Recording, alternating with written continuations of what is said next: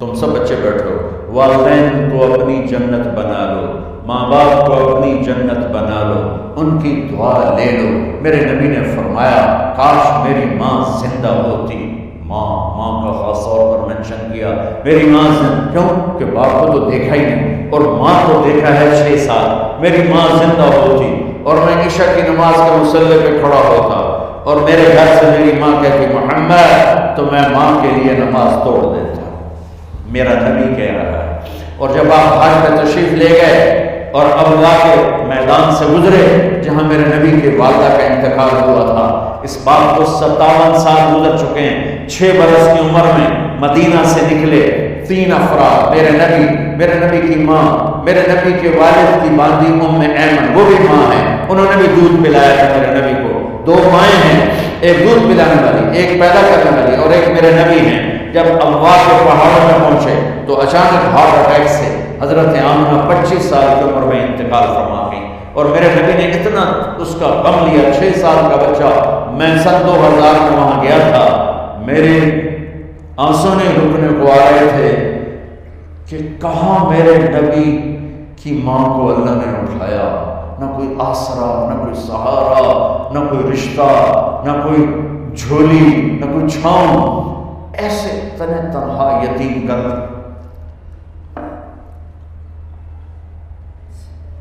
جب ان کو پتھروں میں دبا کے نیچے اترے، ام ایمن کو سے ہاتھ چھڑا کر بھاگے اور اوپر پہاڑی پر چڑھ گئے۔ جب ام ایمن پیچھے گئی تو ام ایمن نے کیا دیکھا کہ ابوا کے پہاڑ بھی رو رہے ہوں گے، آپ ماں کی قبر کو چمٹ کے ایسے اوپر لیٹے ہوئے تھے، قبر کو پکڑا ہوا تھا، اوپر لیٹے ہوئے تھے۔ جب ام ایمن قریب آئیں تو سنا آپ کہہ رہے تھے اماں جی آپ کو تو پتا تھا آپ کے سوا میرا کوئی نہ تھا، آپ مجھے چھوڑ کے کہاں چلی گئی، کیوں چلی گئی؟ 6 سال کا بچہ پہلی موت دیکھ رہا ہے تو ان کو سمجھ میں نہیں آ رہا کہ میری ماں کے ساتھ ہوا کیا ہے۔ ام ایمن نے اٹھانا چاہا، آپ نے اٹھنے سے انکار کر دیا۔ اس صدمے کو سینے میں لیے ہوئے 57 سال کے بعد، 57 بندہ رو نہیں سکتا، رونا بھی چاہے تو رونا نہیں ہوتا، 57 سال کے بعد آپ اس وادی سے گزرے، آپ نے اونٹنی کو ماں کی قبر کی طرف موڑ دیا اور ان پلرز کو 3 گنا کرو تو وہ پہاڑ بنتا ہے، چھوٹی پہاڑی تھی۔ اونٹنی کو نیچے بٹھایا، اوپر پہاڑ پر گئے اور یہ مجھے دیکھو، یوں آپ نے گھٹنے کھڑے کیے ماں کی قبر کے سرانے اور یہ ہاتھ یہاں رکھے اور پھر سر دیا اپنے گھٹنوں میں یوں، پھر رونا شروع کیا۔ اتنا روئے، اپریل کا مہینہ تھا، دھوپ سب پہ پڑ رہی تھی، ہم تو ٹھنڈی دھوپ میں بیٹھے، شدید دھوپ میں بیٹھے تھے، اور اس کنڈیشن میں یہ بچوں کا سٹائل ہوتا ہے جب لمبا ہونا تو لوگ بیٹھتے ہیں سر اندر لے کر۔ اتنا روئے کہ آپ کی داڑھی ساری آنسوں سے بھر گئی، سینہ تر ہو گیا، احرام تر ہو گیا، اور کئی گھنٹے بیٹھ کے روتے رہے۔ 2 جہان کے سردار ہو کر تمنا کر رہے ہیں کاش اے ماں تو زندہ ہوتی، تو مجھے کہتی محمد میں تیرے لیے نماز توڑ دیتا۔ اور میرے نبی نے، یہ بچیاں غور سے سنو، میرے نبی سے پوچھا گیا یا رسول اللہ قیامت کب آئے گی؟ آپ نے فرمایا یہ تو اللہ کو پتہ ہے۔ نے کہا یا رسول اللہ کوئی نشانی بتا دیں؟ تو آپ نے فرمایا جب بچیاں ماؤں کو ذلیل کریں گی تو کیا بتا دیں؟ جب بیٹیاں ماؤں کے ساتھ بدتمیزی کریں گی اور ماؤں کو ذلیل کریں گی تو کیا بتا جائے گی۔ ایک ماں بیٹی کو میں بھول نہیں سکتا، ماں کے موٹے موٹے آنسو گر رہے تھے اور بیٹی ماں سے کہہ رہی تھی بھوک نہیں، ہماری اپنی کو پنجابی زبان بھوک نہیں، یہ تو ہم نوکر کو کہتے ہوئے ڈرتے ہیں، وہ ماں سے کہہ رہی تھی بھوک نہیں، یعنی بکواس نہ کر، روا کے چپ، صرف آنسو اس کے گر رہے تھے ایسے۔ شاید وہ یاد کر رہی تھی کہ 9 مہینے کیسے اس کو میں نے پیٹ میں پالا، جلتے ہوئے کتنی تکلیفوں سے گزری، اور اس کو دودھ پلاتے ہوئے کتنی راتیں میں نے کاٹ کے گزاری، اور اس کے پیشاب دھوتے ہوئے کتنی دفعہ میں سردی میں ٹھٹھری، اور آج یہ مجھے کہہ رہی ہے بھوک نہیں۔ اس لیے میرے نبی نے فرمایا جس نے ماں باپ کو دکھ دیا، سنو غور سے بچوں سارے سنو، جس نے ماں باپ کو دکھ دیا اس پہ اللہ کی لعنت، اس پہ فرشتوں کی لعنت، اس پہ زمین آسمان کی لعنت، نہ ان کی نماز قبول ہے، نہ روزہ قبول ہے، نہ صدقہ قبول ہے۔ میرے نبی کی زندگی کا دوسرا حقوق العباد، نماز حقوق اللہ میں آ جاتی ہے، میں حقوق العباد کی تھوڑی سی وضاحت کر رہا ہوں۔ ماں باپ زندہ ہیں تو دعا لے، والدین سے کہتا ہوں بچوں کو عزت دو، جہاں اولاد ماں باپ کے حقوق ہیں وہاں اولاد کے حقوق ہیں، اولاد کو عزت دو، اولاد کو عزت دو، اولاد کو عزت دو۔ بہت سی اولاد کی نافرمانی کا ذریعہ ماں باپ بن رہے ہیں، سختی کر کے، زبردستی کر کے اور ٹھونس کر چیزیں نوکروں کی طرح سلوک کر کے۔ میرے نبی کے گھر میں جب بیٹی فاطمہ ملنے کے لیے آتی تھی تو میرے نبی بیٹھے نہیں رہتے تھے، یا اب چیئر پہ بیٹھے ہیں بی بی فاطمہ آ گئی، اب زمین پہ بیٹھے ہیں بیٹی آ گئی، اب چارپائی میں لیٹے ہوئے ہیں بیٹی آ گئی۔ میرے نبی کیا کرتے تھے؟ کھڑے ہو جاتے تھے، کھڑے ہو جاتے، ایک دم کھڑے ہو جاتے اور پھر کھڑے نہیں رہتے تھے، تیزی سے آگے بڑھتے تھے اور حضرت فاطمہ کا ہاتھ پکڑ لیتے۔ یہ والدین غور سے سنو، حضرت فاطمہ کا ہاتھ پکڑ لیتے تھے اور ہاتھ پکڑ کے مجھے دیکھو یوں بوسہ لیتے، بیٹی کا بوسہ لیتے، پھر ہاتھ چھوڑتے نہیں تھے، ہاتھ پکڑے پکڑے لاتے لاتے لاتے ان کو چارپائی پر پہلے بٹھاتے تھے پھر خود بیٹھتے تھے۔ یہ باپ اور رسول ہو کر بیٹی کو یہ عزت دیتے تھے۔ پھر وہ جنت کی عورتوں کی سردار بنی، پھر وہ جنت کے سرداروں کی ماں بنی، پھر وہ اللہ کے شیر کی زوجہ بنی۔ تو والدین سے کہتا ہوں کہ اپنے بچوں کو عزت دو، عزت دو، عزت دو، عزت دو۔ پھر آپ سے زندگی کے بڑے فیصلے ہیں، شادی۔ آپ لوگ اکٹھے پڑھتے ہو لڑکے لڑکیاں، اپنی شادی کے فیصلے خود نہ کرو، اپنے ماں باپ کے حوالے کرو۔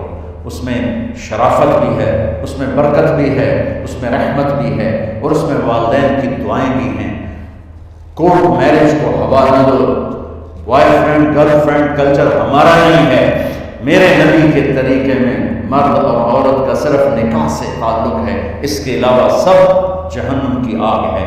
اور والدین سے کہتا ہوں کہ اپنے بچوں سے پوچھ کے رشتے کرو، زبردستی مت کرو۔ میرا معاشرہ بہت سنگین قسم کے جرم کا شکار ہے، بچوں پہ مسلط کر دیتے ہیں، ایتھے ہی کرنی ہے، جٹاں جی کرنی ہے، بٹاں جی کرنی، پتہ نہیں آئے کہ تم جٹ بٹ، چلو تم ناراض ہو، راجپوتاں جی کرنی، میں راجپوت ہوں، میں اپنی قوم کو بھی رگڑ دیتا ہوں، راجپوتاں جی کرنی ہے، کرنی ہی کوئی نہیں۔ یہ ظلم و ستم اولاد پہ مت کرو، اپنی بچی سے پوچھو، اگر بیٹی ہاں کرے تو پھر قدم اٹھاؤ، اگر بیٹی کہہ دے میں نہیں کرنا چاہتی تو وہ نافرمان نہیں ہے۔ اللہ کے واسطے میری سنو، صرف تم نہیں سن رہے، اس کیمرے سے لاکھوں کروڑوں لوگ سن رہے ہیں۔ اگر بیٹا کو کہہ دے کہ ابا میں نے یہاں شادی نہیں کرنی، میرا جی نہیں چاہتا ہے، تو وہ بیٹا نافرمان نہیں ہے، فرما بردار ہے، اس نے شریعت کا حق استعمال کیا ہے۔ اب ایسا ظلم مت کرو کہ نہیں اتنے ہی کرنی ہے، اتنے کرو نکل جائے۔ زندگی تم نے تو نہیں گزارنی، زندگی تو اچھے نہیں گزارنی، میں قربان جاؤں۔ ایک حدیث سنو پہلے، پھر اگلی بات سنا۔ ما تزوجت وما زوجت الا بوحی من السماء نزل به جبریل۔ لوگوں سنو، میں نے جہاں شادی کی، میں نے جہاں بیٹی کی شادی کی، پہلے آسمان سے جبریل فرشتہ اللہ کا حکم لے کر آیا، پھر میں نے قدم اٹھایا۔ سمجھ گیا میری بات؟ سمجھ گئے سارے؟ اب اگلی سنو۔ حضرت علی فاطمہ کا رشتہ لینے آ گئے اور جبریل ان سے پہلے آ گئے، یا رسول اللہ فاطمہ علی کے لیے، باپ محمد مصطفیٰ جیسا ہے، رشتہ مانگنے والا علی جیسا ہے اور بیٹی فاطمہ جیسی ہے۔ اور آپ پوچھتے ہیں علی کیسے آئے؟ وہ شرم کی وجہ سے کچھ کہہ نہ سکے، چپ۔ آپ کو تو پتا تھا، آپ نے فرمایا فاطمہ کے رشتے کے لیے آئے ہو؟ جی۔ تو جبریل کا نام لے رہا ہے یا رسول اللہ اتنے ہی کرنا ہے؟ آپ نے ہاں نہیں کی، آپ نے کہا انشاءاللہ، اور یہ کہہ کر اٹھ گئے۔ انشاءاللہ کبھی کا ہاں ہی ہوتا ہے، لیکن جبریل کے آنے کے باوجود اور اللہ کے کہنے کے باوجود میرے نبی کو بھی پتا ہے کہ یہ رشتہ یہاں کاتب تقدیر نے لکھ دیا ہے، لیکن امت کو سبق سکھانے کے لیے آپ گھر تشریف لے گئے۔ بیٹی فاطمہ کہ جی یا رسول اللہ، کہا علی کا رشتہ آیا ہے، میں ہاں کر دوں؟ سبحان میں اپنے دیہاتی بچیوں پہ مجھے رونا آ گیا کہ جنہیں پتہ ہی نہیں ہوتا سب کے جانور ہے یا انسان ہے۔ علی جیسا تھا، چلو علی کو چھوڑو، فاطمہ کو چھوڑو، جبریل آیا ہے، جبریل آیا ہے۔ اس کے بعد فاطمہ سے پوچھنے کی کیا بات ہے؟ جبریل آ کر کہہ رہا یا رسول اللہ، اللہ کہہ رہا فاطمہ علی کے لیے ہے اور علی فاطمہ کے لیے ہے، اور پھر آپ کہتے ہیں بیٹی فاطمہ ہاں کرو۔ ہماری تو آج کی بیٹیاں انکار نہیں کرتی، چپ کر کے گاں مائی طرح من چھڑ دن کے لینا۔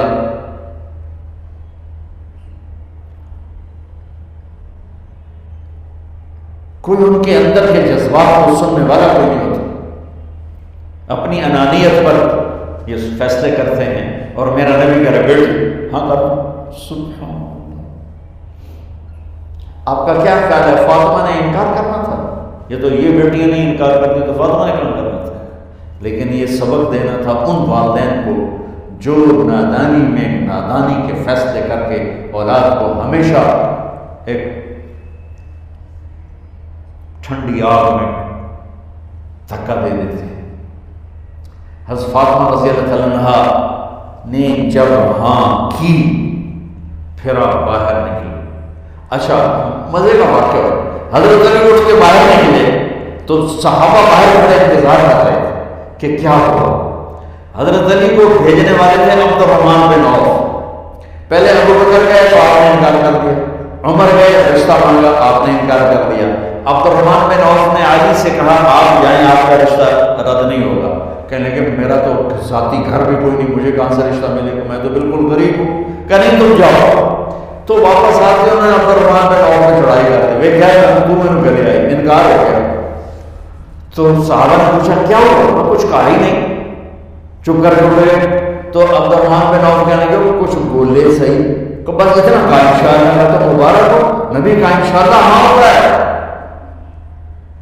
اچھا تو اتنے میں آپ باہر تشریف لے قائل جی کرو بلا لوگوں کو بلا، سوری مسجد بھر گئی، آپ کی سوری مسجد فل ہو گئی، آپ ممبر پہ کھڑے ہوئے علی کو سامنے بٹھایا کہ لوگو یہ جبریل میرے پاس اللہ کا پیغام لائے ہیں کہ میں فاطمہ بنت محمد کا نکاح علی کے بن ابی طالب کے ساتھ کر دوں۔ پھر آپ نے خطبہ پڑھا اور کہا کہ علی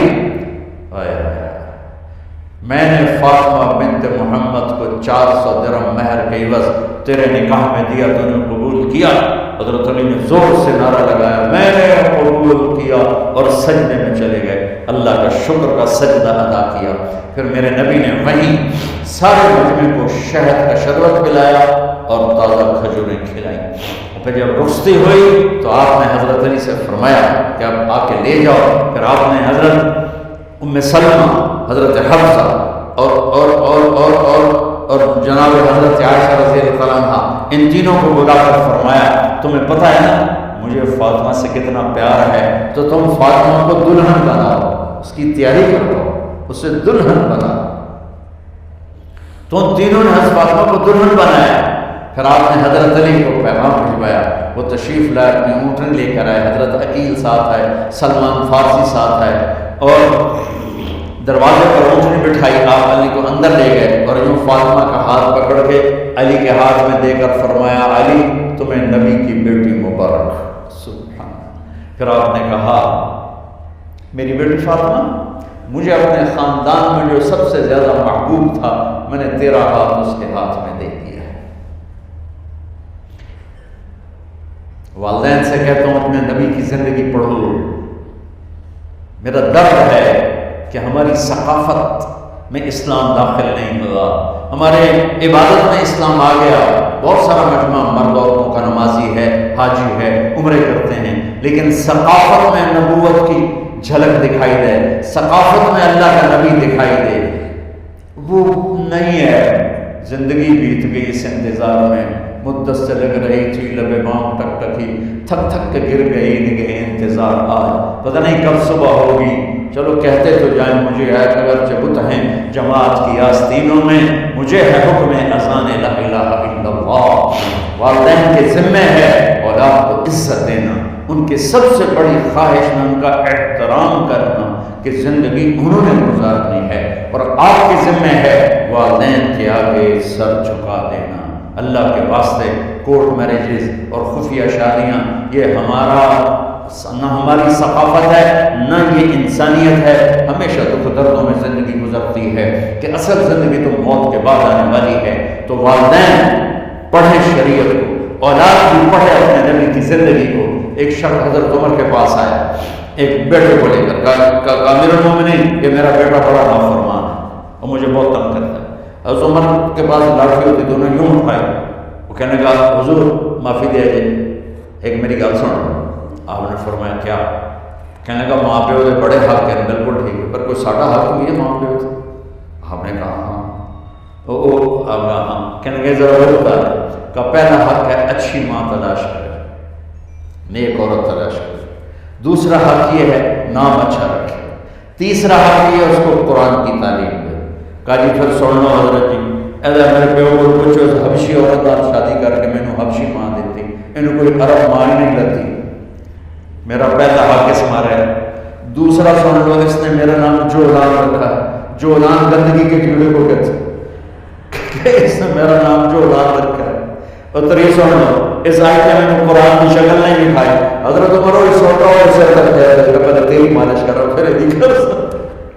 تو آج کے والدین بھی اپنی اولاد کے بارے میں بہت بہت بہت غافل ہیں، اور اولاد کا بھی حال یہی ہے، چونکہ ماں کیا ہے، باپ کیا ہے، اولاد کیا ہے، یہ شریعت جو قرآن بتاتا ہے، یہ میرے نبی کی زندگی بتاتی ہے۔